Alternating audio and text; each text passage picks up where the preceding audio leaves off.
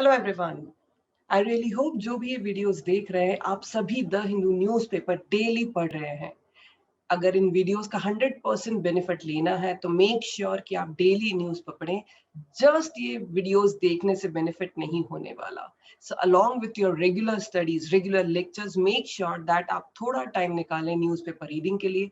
और जहां भी आपको प्रॉब्लम आता है अंडरस्टैंडिंग को लेकर, उसके कॉम्प्रिहेंशन को लेकर या लैंग्वेज को लेकर, सो प्लीज ये वीडियोस देखें so that you understand any article completely.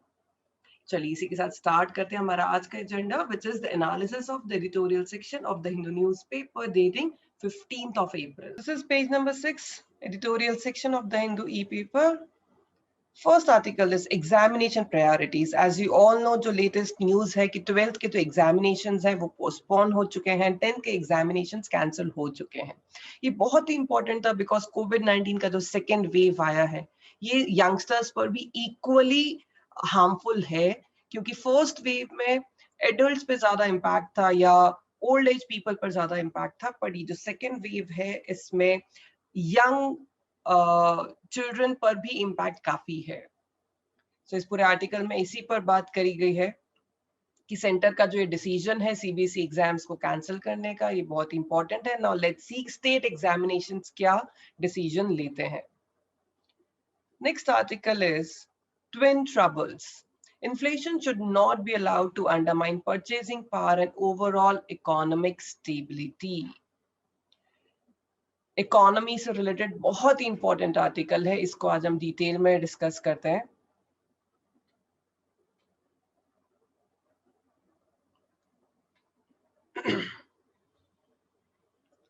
Sorry, double trouble, twin troubles. Inflation की अगर बात करें, थोड़े दिन पहले टारगेट बना है जो हमारी मॉनेटरी पॉलिसीज है कि जो 4% का इन्फ्लेशन मेंटेन करके रखना है, मैक्सिमम 6 तक जा सकते हैं, बट इससे ज्यादा इन्फ्लेशन नहीं होना चाहिए। इन्फ्लेशन मतलब महंगाई, कितनी कीमतें बढ़ती जा रही हैं जो डे टू डे प्रोडक्ट्स हैं उनको लेकर अगर बात करते हैं तो इन्फ्लेशन ये डिटरमाइन नहीं करना चाहिए कि कितना परचेजिंग पावर है एंड ओवरऑल इकोनॉमिक स्टेबिलिटी, जो अभी हमारी इकोनॉमी की स्टेबिलिटी है, जो संभली हुई हमारी इकोनॉमी, उसको कहीं अंडरमाइन ना कर दे इन्फ्लेशन। दो चीजों का ध्यान रखना है कि अगर इन्फ्लेशन बढ़ रहा है उसको कंट्रोल करना है सो दैट परचेजिंग पावर हमारी ठीक रहे और हमारी इकोनॉमी भी स्टेबल रहे। The latest official data on retail prices and industrial production released on Monday. So Monday को एक official data release हुआ जिसमें retail prices और इंडस्ट्रियल प्रोडक्शन, मतलब हमारे मार्केट में किस प्राइस पर चीजें मिल रही है वो रिटेल प्राइसेस होता है, और इंडस्ट्री में प्रोडक्शन कितना हो रहा है उनके ऊपर एक डेटा निकला। एंड ये जो डेटा है, this is a cause for disquiet, मतलब ये थोड़ा ट्रबल है, टेंशन वाला है, given that inflation continues to accelerate and output at the country's factories contracted. मतलब महंगाई बढ़ रही है और जो प्रोडक्शन है फैक्ट्रीज में वो कम हो रहा है लगातार 2 महीने से। This is the second straight month, while inflation quickened to a 4-month high of 5.25% in March. जो inflation है वो 4 महीने में सबसे ज्यादा है, 5.52%. As per provisional data from National Statistical Office, the NSO's quick estimates of the index of industrial production for February show output including at mines, manufacturing sector, electricity generators ranked 3.6%. So जो production है वो भी हमारा 3.6% से कम हो चुका है। So महंगाई 5.52% पर पहुंच गई है और जो प्रोडक्शन है वो 3.6% से कम हो चुका है। Following on from January, 0.9% contraction. So जनवरी से अगर कंपेयर किया जाए तो 0.9% का contraction हो चुका है। Now consumer price index, consumer price index मतलब किस प्राइसेस पर कंज्यूमर्स को प्रोडक्ट्स अवेलेबल होते हैं। इस बकेट में कुछ पर्टिकुलर प्रोडक्ट्स होते हैं हर इंडस्ट्री से, ऑटोमोबाइल से, डे टू डे लाइफ के प्रोडक्ट्स से, ये सारे कुछ अलग अलग सेक्टर्स के प्रोडक्ट्स लेकर उनके प्राइसेस को मॉनिटर किया जाता है कि इनमें कितना फ्लक्चुएशन आ रहा है, उसको एक फॉर्मूला से कैलकुलेट किया जाता है, that is CPI. So consumer price index number जो है वो शो करता है that stubbornly high food and fuel cost remain the main drivers of price pressure. कि खाने की चीजें महंगी हो गई और फ्यूल बहुत महंगा हो गया, जिस वजह से सबसे ज्यादा प्राइसेस पर प्रेशर है। Pulses and edible oils, key kitchen staples and vital nutritional sources for proteins and fats, have been climbing most dizzyingly for the last few months, a fact not lost on the RBI. So ये इतनी सारी चीजें भी हैं, ये सब भी बढ़ती जा रही है और जिसके बारे में RBI को भी properly information है. While inflation in pulses accelerated to 13.3%, 12.5% in February, oils and fats saw more than 400 basis points surge to 24.9%. सो ये सारे नंबर्स हैं कि किस स्पीड से सारे प्रोडक्ट्स का प्राइसेस जो है वो बढ़ता जा रहा है. In its policy statement this month, the central bank hoped that arrivals from the Rabi harvest as well as imports would likely augment supply. कि इस बार का जो राबी हार्वेस्ट होगा और जो इंपोर्ट्स है वो कहीं ना कहीं सप्लाई को बढ़ाएंगे, क्योंकि जैसे सप्लाई बढ़ता है तो प्राइसेस कंट्रोल हो जाती हैं.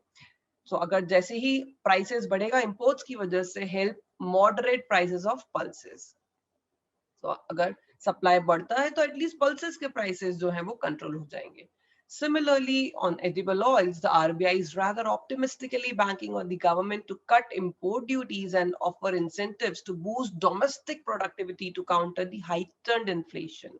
और वैसे ही edible oils में भी RBI जो है वो गवर्नमेंट पर बहुत ऑप्टिमिस्टिक है, बट पॉजिटिव है कि गवर्नमेंट इंपोर्ट ड्यूटीज को कम कर देंगे और डोमेस्टिक प्रोडक्शन को भी बढ़ावा देंगे.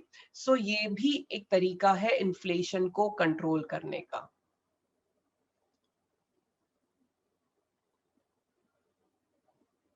With meat and fish, eggs yet again posting double-digit increase, inflation in the food and beverages category quickened almost 100 basis points to 5.24%. So in aspects में भी मीट, फिश, एग्स, इन सभी में भी इन्फ्लेशन है. इन्फ्लेशन एक्चुअली बेवरेजेस में भी है, पीने की जितनी चीजें हैं उस कैटेगरी में भी 5.24% तक का इन्फ्लेशन है. Disconcertingly, transport and communication also saw more than 100 basis points acceleration to 12.6%. Transport और communication में भी inflation है, and this despite the pump prices of petrol products remaining virtually frozen through the month ahead of the March 27 start of assembly elections. So, जितने भी petroleum products हैं वो virtually froze किया जा चुका है थ्रू आउट द मंथ की अब इनके प्राइसेस नहीं बढ़ेंगे, बट फिर भी ट्रांसपोर्ट और कम्युनिकेशन के जो प्राइसेस है वो बढ़ चुके हैं.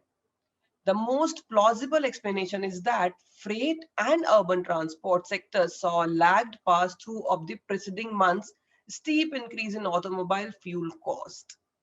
सो इनका एक प्लॉजिबल आंसर, एक सोचने समझने वाला आंसर, एक्सप्लेनेशन ये हो सकता है कि जितना भी ट्रांसपोर्टेशन है वो अर्बन ट्रांसपोर्टेशन हो, फ्रेट के थ्रू हो, किसी भी तरीके से हो, ये सब अभी जितना प्राइसेस, फ्यूल प्राइसेस में इतना इंक्रीज हुआ था ऑटोमोबाइल में, उस वजह से सभी का ट्रांसपोर्टेशन कंपैरेटिवली कम हो गया था.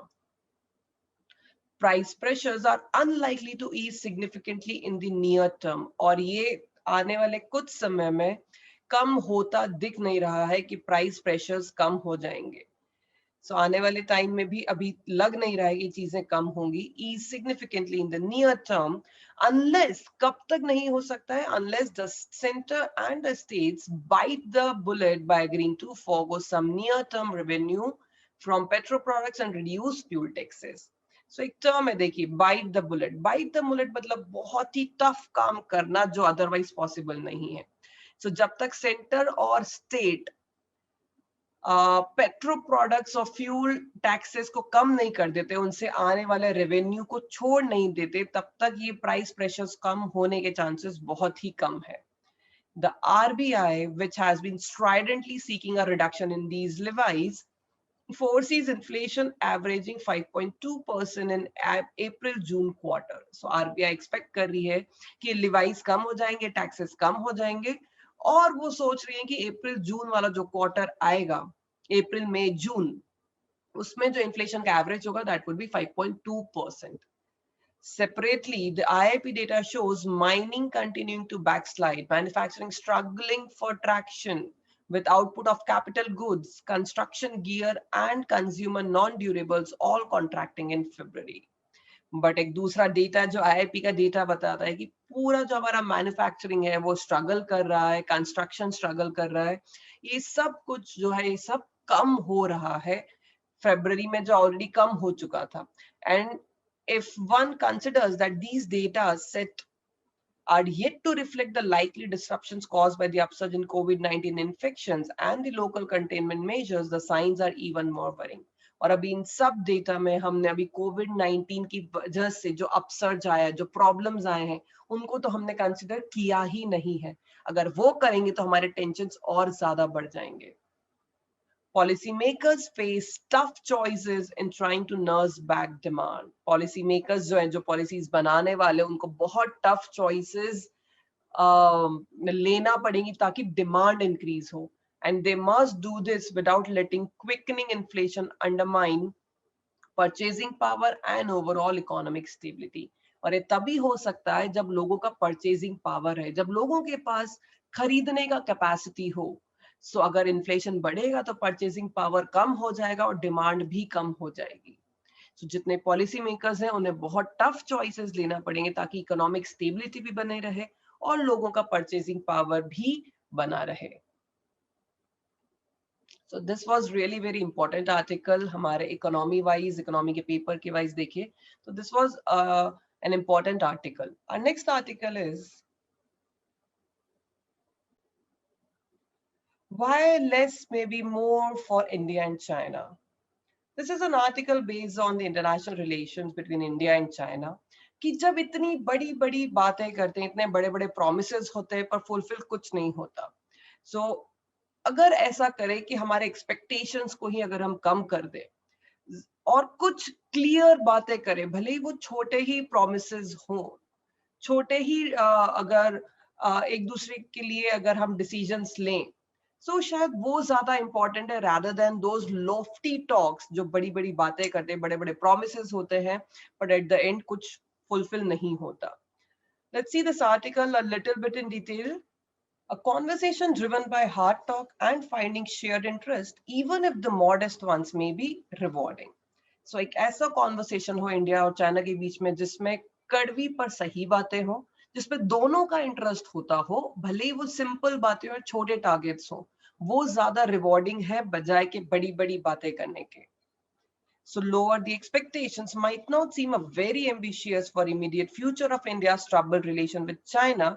हालांकि expectations कम कर देना बहुत ही ambitious रास्ता नहीं है इंडिया और चाइना के relationships को देखते हुए, but it may be the right tonic to guide the way forward. पर शायद ये एक right तरीका है आगे बढ़ने का, क्योंकि दोनों ही countries एक न्यू इक्विलिब्रियम चाहती हैं, एक बैलेंस चाहती हैं after a major rupture in relations following the border crisis. क्योंकि border crisis के बाद जो relations खराब हो गए हैं, अगर उनको बेहतर करना है तो हमें हमारे expectations कम करना चाहिए.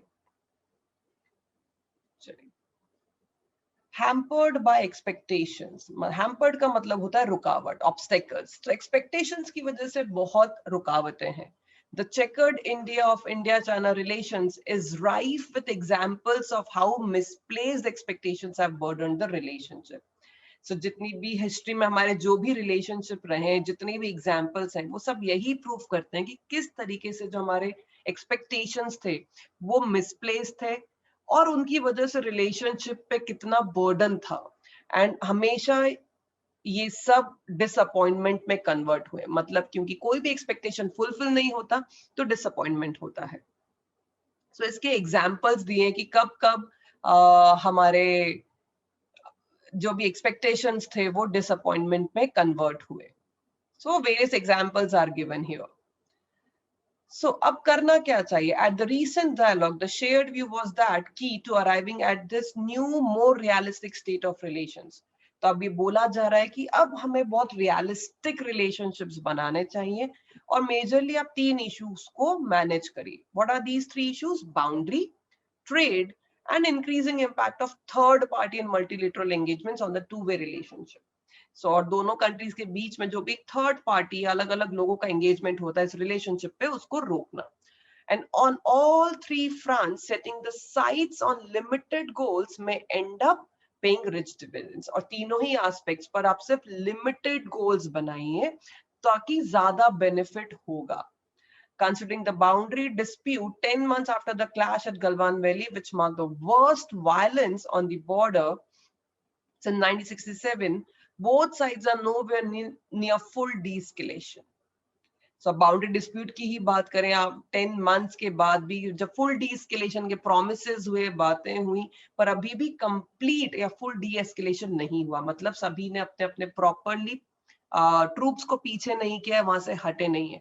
सो इनिशियली तो बहुत ऑप्टिमिज्म था, मतलब बहुत पॉजिटिव थे कि हाँ ये लड़ाई बंद कर देनी चाहिए, डिसएंगेजमेंट हो जाना चाहिए। पर अपेरेंटली ये आ गए हैं हम एक स्टेलमेट वाली सिचुएशन पर। स्टेलमेट का मतलब होता है कि ऐसी सिचुएशन ना जहां से आगे बढ़ा जा सकता है, ना वहां से पीछे आ सकते हैं, अब बस डेड एंड आ गया, ब्लॉक हो गया है।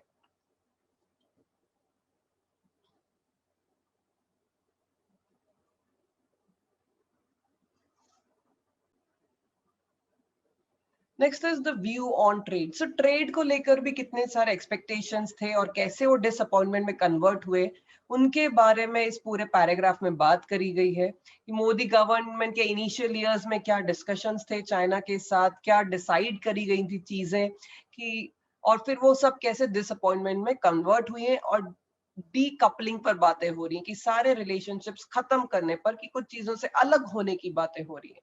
तो ये सारे एग्जाम्पल्स दिए हैं इस वाले पैराग्राफ में।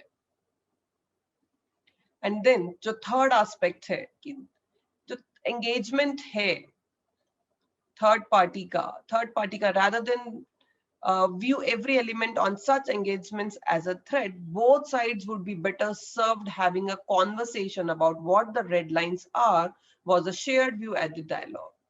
So हर एस्पेक्ट को एक ऐसे डर की तरह ना देखें, वो सारी बातें तभी बेटर मैनर में सॉल्व हो जाएंगी जब एक प्रॉपर कॉन्वर्सेशन होगा कि क्या क्या हमारी रेड लाइन से, क्या क्या खतरे की बातें हैं और कहाँ कहाँ पर हमें बात करना जरूरी है।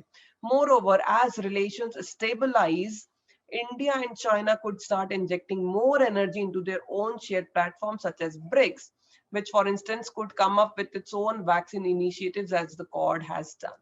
अगर एक बार रिलेशनशिप्स बेहतर होते हैं इंडिया और चाइना के, तो फिर हम ये ज्यादा एनर्जी पुट कर सकते हैं जो हमारे कॉमन प्लेटफॉर्म्स हैं, जहां पर कुछ कंट्रीज मिलकर इनिशिएटिव्स लेती हैं। अभी वैक्सीन इनिशिएटिव्स की अगर बात करें तो हम इन चीजों में अपनी एनर्जी यूज कर सकते हैं। They could also revive their bilateral cooperation in Afghanistan, which began and ended after the Wuhan summit with a modest joint training program.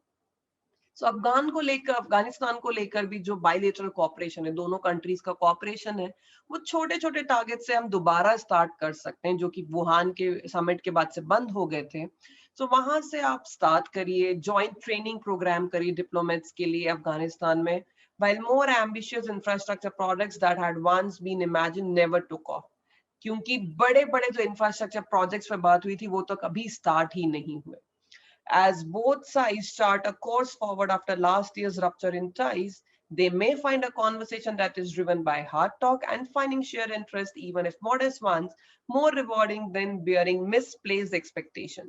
As India and China go back to the drawing board, less may indeed be more. So ऐसा conversation करिए जिसमें hard talks हो, share interest हो, भले ही वो छोटे छोटे हो, पर शायद उनके रिवॉर्ड्स ज्यादा होंगे बजाय के unnecessary के expectations रखने के। So this was all about today's article. I hope आपको ये सारे articles बहुत अच्छे से समझ में आए होंगे। Please make sure कि इकोनॉमी से रिलेटेड जो आर्टिकल था आप उसके बारे में थोड़ा रिसर्च करेंगे, so that वो सब्जेक्ट नॉलेज आपको और ज्यादा स्ट्रॉन्ग हो जाएगा। चलिए, that's all from my side for today's session. Thank you so much everyone. Stay home and stay safe.